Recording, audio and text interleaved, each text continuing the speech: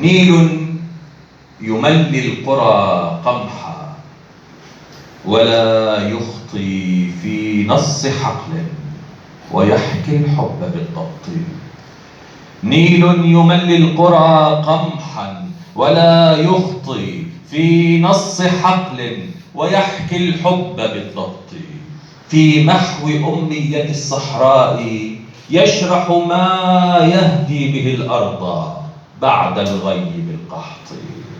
وألف الماء ديوانا فلم يزل التاريخ يقرأ بين الشط والشط.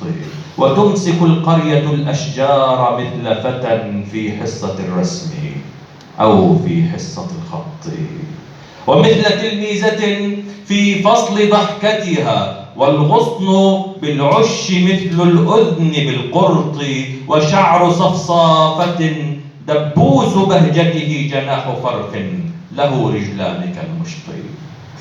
وأغنيات لفلاحين إن مسحوا عن أوجه عرقا تمسح أسا غط. يا طفلة لم تزل في حسنها القبط يوحى لها بقلوب لم تخن قط.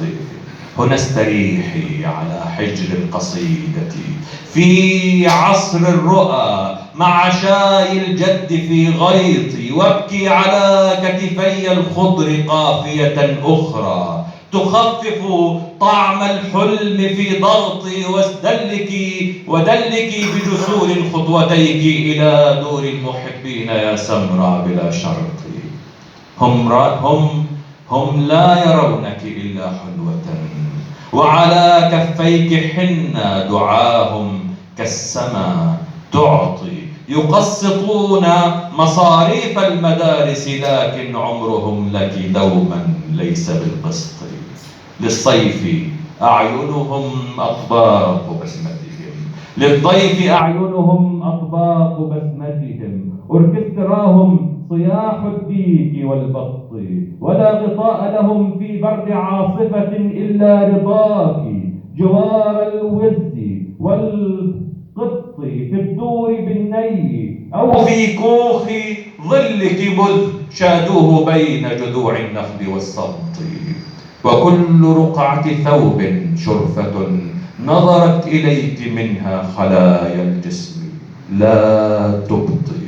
أنا ابنهم في انتظار البنت كاملة الجمال من قبضة الآهات للبسط.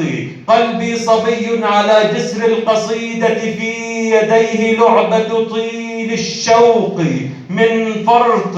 ما زال صاحي أحلام وأنك قد تأتين في موعد الآمال بالضبط، وأن جسرك بين العالمين على طموحه أن سيبقى مبدع الربط. تأتين من كل حب، أنت جوهرة في عقده العربي المسلم الخيط. وأنت يقول الكون إنك لم تذوي، وبعث الضياء من عادة القط. شكرا.